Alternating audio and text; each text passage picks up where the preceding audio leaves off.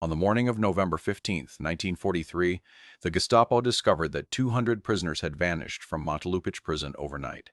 No walls had been breached. No guards had been overpowered. No alarm had been raised.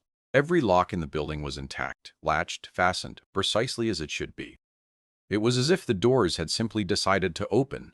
What the investigation never uncovered, what the internal reports filed in the weeks that followed never once considered, was that the man responsible had spent his entire life understanding exactly one thing: how locks think, and how, in the right hands, they can be made to surrender. He had spent his entire life learning how locks think, how tumblers fall, how cylinders yield, how a mechanism built to keep the world out can, in the right hands, be made to surrender. Marek Zawadzki was 41 years old, barely 5'7", and owned a small locksmith shop on the cobblestoned edge of Krakow's old town. His hands were calloused, his back curved from years bent over workbenches. He was not a soldier. He had never fired a rifle. He had never trained for war. But on the night of November 14th, 1943, Marek Zawadzki walked into the most feared building in occupied Poland, the Gestapo's Montelupich prison, and he did not stop walking until 200 men and women walked out behind him. The Gestapo searched for months. They never found a locksmith. They never considered one. Krakow breathed differently under occupation. Before the war, it had been a city of amber lamplight and cathedral bells, of coffee houses where professors argued philosophy until midnight, and market stalls that smelled of smoked kielbasa and fresh bread. The Vistula River curved through the city like a slow, patient thought, and in winter, its surface glazed with ice that caught the sunrise and turned it copper. By 1943, the warmth had been stripped away layer by layer. German soldiers walked the Rheine-Kuhne, the great market square, in pairs and threes, rifles slung, collars buttoned against the Polish autumn. Posters in black and red covered walls where theater announcements once hung. Every Jewish neighbor had vanished. Every outspoken teacher had vanished. Every face on the street had learned the art of expressionlessness, the careful, practiced blankness that kept you alive. Marek Zawadzki had grown up in this city and loved it the way a man loves something before he understands it might be taken from him. His father had been a locksmith too. The shop, Zawadzki and Syn, Zawadzki and Son, sat on a narrow lane of Grodska Street, its green-painted door worn smooth at the handle, its window crowded with keys hanging from hooks like a harvest of small metal crosses. Marek had learned the trade before he learned to read. By the age of 10, he could disassemble and reassemble a standard pin tumbler lock blindfolded. By 20, he had apprenticed under an old German craftsman in Ruckel, who specialized in institutional security systems, vaults, government buildings, military barracks. It was a detail that would matter enormously. Marek was not a man of grand speeches or dramatic gestures. He was quiet, methodical, and precise. His wife, Sophia, had died of pneumonia in 1938, a year before the invasion. They had no children. He lived alone above the shop, kept a small cat named Kopernik, and read history books in the evenings by the light of a single lamp. His neighbors considered him pleasant, reliable, and entirely unremarkable, which, in occupied Krakow, was its own kind of protection. The occupation had changed him slowly, the way cold changes stone, not shattering it, but finding the cracks and working into them. He watched his neighbor, old Pan Lewandowski, dragged from his apartment for listening to a banned radio broadcast. He watched the Gestapo walk into the Jewish pharmacy on his street and walk out carrying everything. He watched a boy, perhaps 16, with a red scarf, shot in the square on a Tuesday morning while people around him pretended not to see. Marek saw. He was not a man who could unsee things. In early 1942, a young woman named Irena appeared at his shop door after closing time. She was part of the Armia Krajowa, the Polish Home Army, the underground resistance network that threaded through occupied Poland like a hidden nervous system. She needed a lock repaired. She paid him in food rations and a look that suggested the repair was not the real reason for her visit. Over the following months, Irina came back. She brought others, quietly, carefully, the way resistance is built, not in declarations, but in small, deniable acts performed by people who understood what silence cost and chose to spend it carefully. Marek began helping them. At first, it was copying keys. Then it was advising on which buildings could be entered, which locks were German manufactured and thus predictable, which guard rotations had exploitable gaps. He never carried a weapon. He never attended a meeting. He was, on paper, simply a locksmith who occasionally did favors. But in his workbench drawer, beneath a false bottom he had installed himself, Merritt kept a growing collection of wax impressions, filed key blanks, and hand-drawn diagrams. He was building something. He just didn't know yet how large it would become. The first operation was small, almost absurdly so. In March of 1943, the resistance needed access to a German administrative building on Villapol Street, specifically to the filing room on the second floor, where deportation lists were compiled and scheduled. If the lists could be altered, names could be removed, people could vanish from the paperwork before the paperwork could vanish them. The building used a Zeiss-Ecken lock system, a German manufacturer Marek knew well from his apprenticeship. Standard 5-pin cylinder, brass construction, manufactured to a military specification that prioritized uniformity over sophistication. Uniformity was, to a locksmith, practically an invitation. Marek spent 3 evenings observing the building from a cafe across the street, nursing a single cup of ersatz coffee until the owner gave him apologetic looks. He counted the guards, noted their rotation times, observed which entrance the administrative staff used and when. On the 4th evening, he positioned himself near the building's side entrance as the last clerk of the day left. A tired-looking young man who locked the door out of habit with the slightly distracted efficiency of someone who had done it 10,000 times. Marek watched the key. Specifically, he watched the shadow it cast under the entrance lamp, a fraction of a second as it turned. He went home and cut the blank that night. It took him 4 attempts to get it right. On the 5th try, the cylinder turned so smoothly he almost laughed. 2 resistance couriers entered the building the following Sunday morning, spent 40 minutes in the filing room, and removed 47 names from the March deportation schedule. 47 people who never knew how close they had come. 47 people who would live because a locksmith in a green-doored shop had watched a shadow fall at the right angle. The operation left no trace. No alarm, no broken lock, nothing to suggest anything had been entered. The Germans reviewed their security protocols afterward and concluded the filing room had simply been accessed by someone with an authorized key. They were, technically, correct. Word passed through the underground with quiet admiration. Marek accepted it with his characteristic stillness. He returned to his shop, repaired 3 locks for paying customers, and fed Kopernik his evening meal. But he was thinking. By summer of 1943, the operations had grown more complex. Marek coordinated the extraction of a resistance courier from a transit holding facility on Montelupich Street, not the main prison, but a smaller annex, by providing a copied key to a resistance member who had managed to get herself hired as a cleaning woman inside the building. The key opened a utility corridor that led to an exterior gate. The courier walked out on a Wednesday afternoon and was in Warsaw by Thursday morning.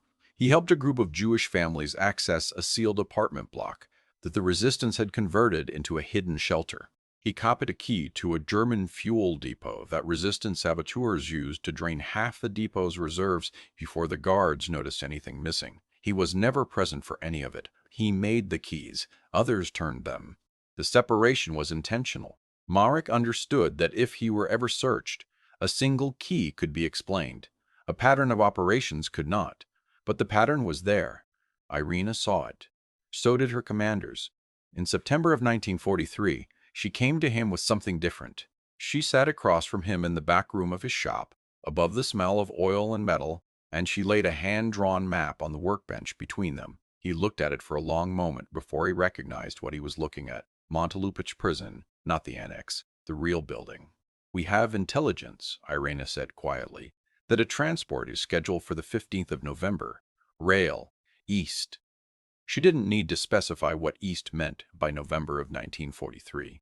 Everyone in Krakow knew what the transport's east meant. There are approximately 200 prisoners, resistance members, Jews from the surrounding area, civilians picked up in street roundups. The Gestapo has been holding them for processing. Marek studied the map. How current is this? 3 weeks old.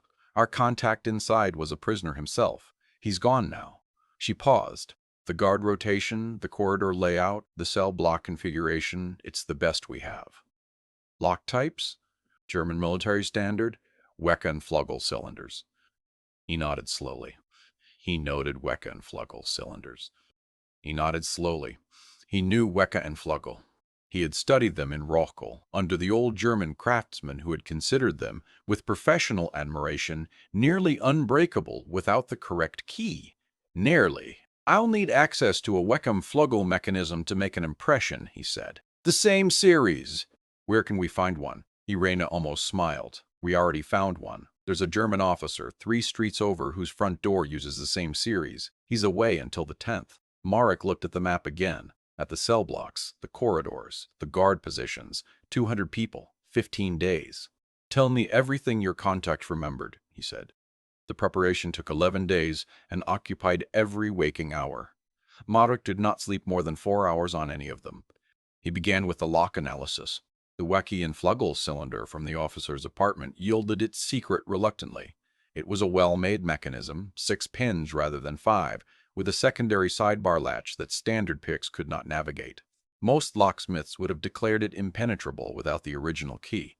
Marek spent 2 full days with the mechanism disassembled on his workbench, mapping every tolerance, every spring weight, every tumbler depth. He made 3 keys before he made the right one. The right one opened the test mechanism with a sound like a quiet sigh. But Montelupich was not one lock. It was many. The map showed 3 distinct barrier points between the prison's exterior gate and the main cell block, the courtyard gate, the internal corridor door, and the cell block access, each potentially using different key series. The cells themselves, according to the Resistance contacts memory, used a simpler German military padlock series, more standardized, easier to reproduce. Marek made 14 keys in total, 14 separate pieces of metal, each filed by hand to fractions of a millimeter, each tested against duplicate mechanisms he constructed from memory and parts. He worked at night. The shop shuttered, Kopernik asleep in the corner. The radio turned low to a classical station that the Germans had repurposed and that still, occasionally, played Chopin. He labeled each key with a strip of tape and a single letter. He memorized the letter-to-function assignment until he could recite it in his sleep. He practiced the sequence with his eyes closed, reaching into an imagined pocket, selecting the correct key by touch and slight variations in the bow shape he had filed into each one deliberately. 3 days before the operation, Irena brought him the final piece, a German military uniform, acquired by the Resistance through means she did not explain. A corporal's insignia, right size, approximately. Marek put it on in his back room and stood before the small mirror above the wash basin. He looked like a German corporal who was deeply uncomfortable in his uniform. "You'll need to walk like you belong there," Irena said. "I'm not an actor." "You don't need to act. You need to walk from the gate to the cell block without stopping. You carry the authorization papers our forger has prepared. You do not make eye contact unless challenged. If challenged, you tell them you've been sent to verify the transport inventory. The transport manifests have been deliberately complicated. 3 conflicting lists. We did that on purpose 2 weeks ago. The guards will assume you're another administrative confusion." Marek looked at the uniform. "And inside, our people will be waiting. There are 6 of us who have been positioned over the past week. Kitchen workers, a guard we've turned, a driver with the transport vehicles. Once the cell block access is open, we move. Systematically, every cell." 200 people, Marek said, moving 200 people through a German prison in the dark. "We have the transport lorries. The driver brings them to the rear yard on the pretext of early transport staging. Standard practice. They often move prisoners before dawn to avoid civilian attention. The guards at the rear gate will see lorries and an authorization document and assume it's a scheduled movement. And if they look more closely?" Irena met his eyes. "Then we do the best we can with what we have." It was, Marek thought, the most honest thing anyone had ever said to him about war. November 14th, 1943, 2:47 in the morning. The street outside Montelupich prison was empty. A light rain had been falling since midnight, and the cobblestones gleamed like dark mirrors under the German street lamps. Marek walked with his hands in the uniform's pockets, the 14 keys in a folded cloth case against his left leg. He could feel his heartbeat in his throat. He focused on regulating his breathing, slow, even, the way he focused when working on a particularly difficult mechanism. Patience. Precision. Do not rush. Do not force. The exterior checkpoint guard was a young man, bored and cold, who looked at Merrick's authorization papers with the practiced, exhausted indifference of someone who had seen 50 authorization papers that week and expected to see 50 more. He waved him through. The courtyard gate was the first real test. Merrick reached the gate's lock, a heavy iron fixture mounted on a wooden post, and in the 2 seconds it took the nearby guard to glance away toward the sound of a lorry arriving at the rear yard. He had identified the keyway by touch, selected key C from the cloth case, and turned it. The gate opened without protest. He did not pause. He walked through and did not look back.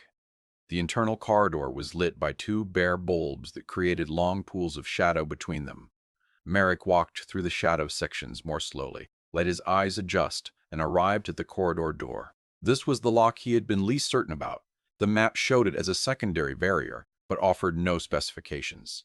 He had made 2 candidate keys for this position. He tried the first one. Nothing. The second tumbler caught and held. He withdrew it carefully, selected the second candidate, slid it in. The mechanism turned. He released a breath he hadn't realized he'd been holding. The cell block access was through a final door at the end of a long concrete corridor that smelled of damp and disinfectant. Somewhere behind the doors on either side, he could hear the sounds of people sleeping. The deep, irregular breathing of the exhausted. 200 people who did not know that a locksmith in a German uniform was 40 feet away with a cloth case of keys.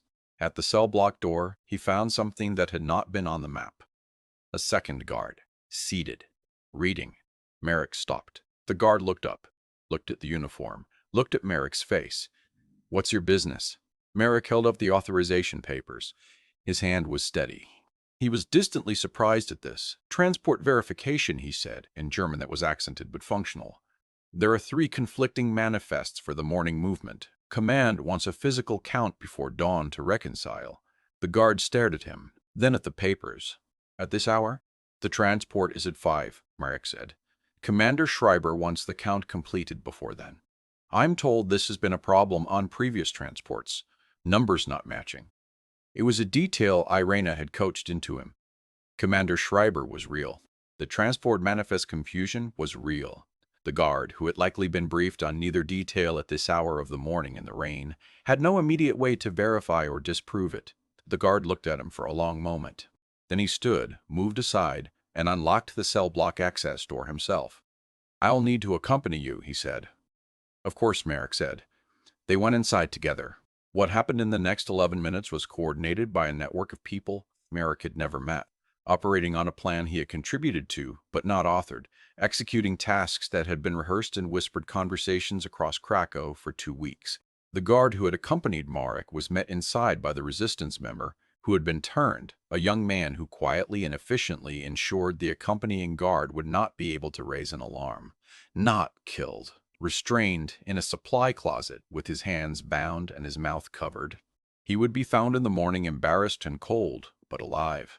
Merrick moved down the cell block with the turned guard's key, the one that opened individual cells, and the resistance members materialized from the shadows of the block, as if the building itself had exhaled them. They had been inside since the previous afternoon, hiding in maintenance spaces and storage areas, waiting, cell by cell, key turning, door opening. Voices, low and urgent, in Polish and Yiddish and Hungarian. "Get up, quietly, follow, don't speak, follow, don't speak, follow."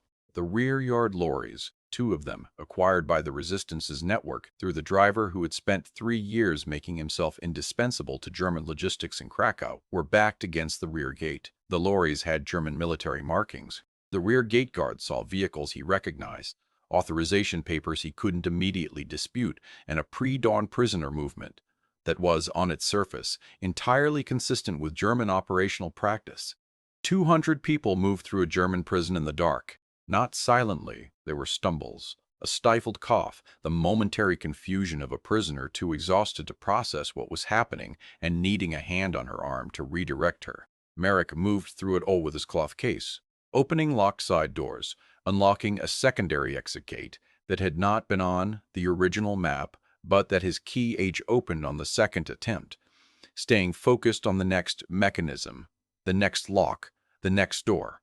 At 4:17 in the morning, the last prisoner climbed into the second lorry. Merrick was the last man to leave the building. He pulled the cell block door shut behind him. He relocked it with the key from the cloth case.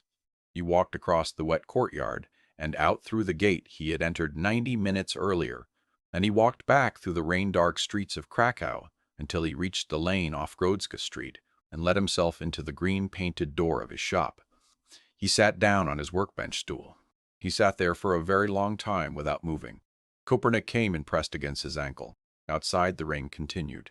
Somewhere in the city, 2 lorries were moving northeast through a series of checkpoints manned by guards who saw German vehicles with German papers toward a network of safe houses and forest camps and escape routes that Irina's people had been constructing for 3 years. In his cloth case, 14 keys lay folded and still.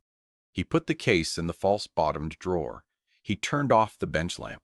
He went upstairs and lay down on his bed in the dark, still in the German uniform, and stared at the ceiling until the sound of the city changing told him dawn was coming. The Gestapo discovered the empty cell block at 5:40 in the morning. By that time, the lorries had been abandoned and stripped of their markings on a farm road 40 kilometers northeast of Krakow.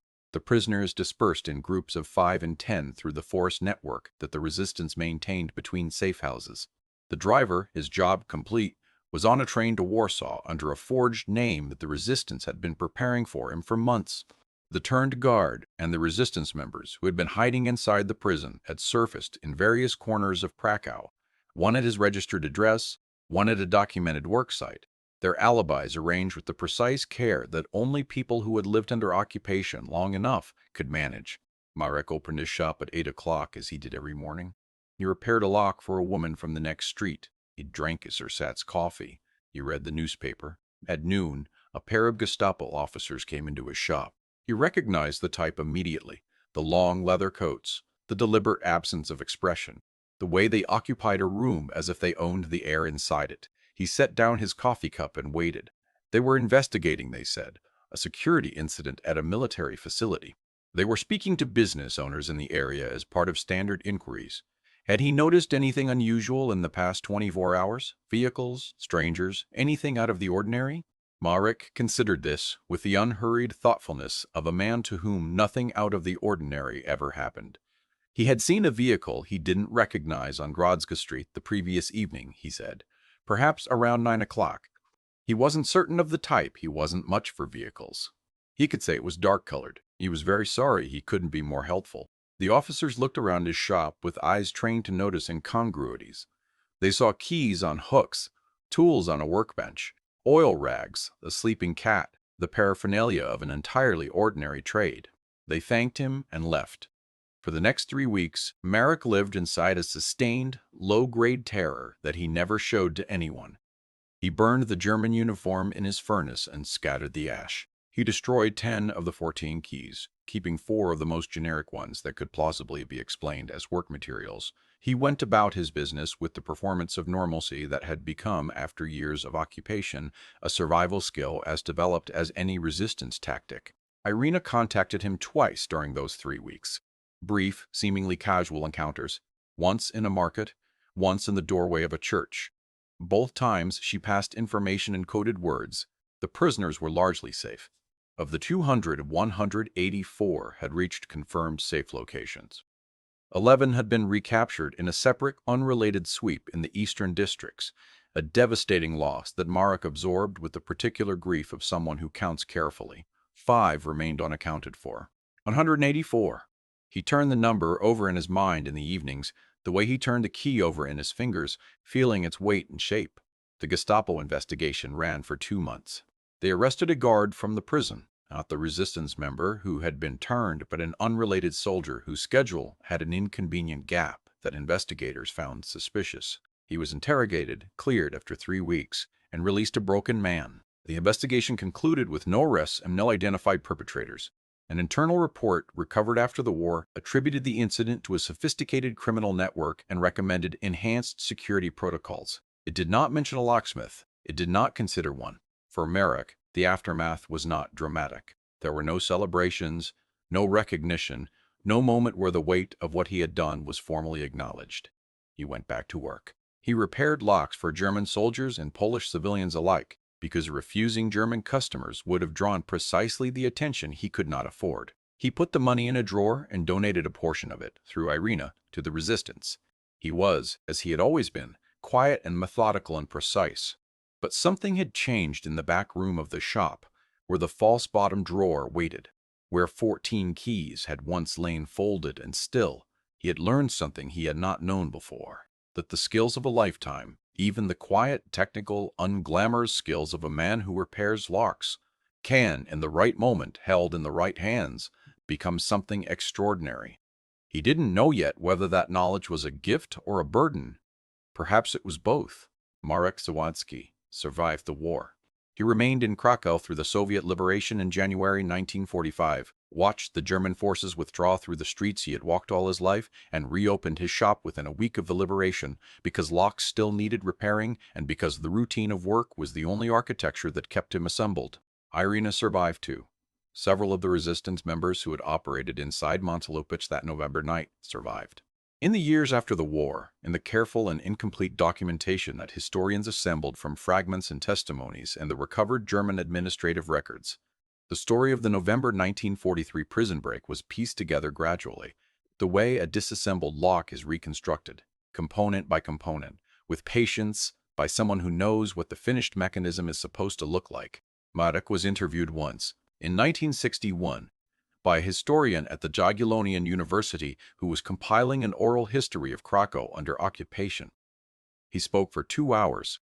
He was precise and methodical in the telling, as he was in all things. He described the key construction in enough technical detail that the historian, who knew nothing about locks, recorded it faithfully without fully understanding it. He was asked how he had felt walking into that building. He thought about it for a long time before answering. Afraid, he said, but the fear was manageable. I gave it something to do. I told it to check my hands, to make sure my hands were steady, and my hands were steady. So the fear had a job, and it stayed where I needed it to stay. He was asked if he considered himself a hero. He said he considered himself a hero. He said he considered himself a locksmith. He died in 1978. In the same building, above the same shop on the same lane off Grodzka Street. He had never moved. The green-painted door had been repainted twice. Copernic's descendants, a lineage of indifferent gray cats, still occupied the back room. The false-bottom drawer in the workbench was never found and may still exist somewhere on the walls of that building, if the building still stands. Of the 184 people who reached safety through the network that November night, an unknown number went on to live full lives, raised children, grew old, built things, told stories. Some knew the name of the locksmith who had opened the doors. Most did not. That is perhaps how it should be with certain kinds of heroism. The very best of it leaves the smallest signature. It works the way a good key works, not by force, not by breaking anything, but by understanding the mechanism so precisely that the lock simply yields. Years later, the city of Krakow would remember its occupiers in memorials and museums and the long, careful work of historical accounting. But in a narrow lane off Grodzka Street, a green-painted door still opens and closes, and somewhere in the memory of that building, 14 keys lie folded and still, waiting, perhaps, to be understood.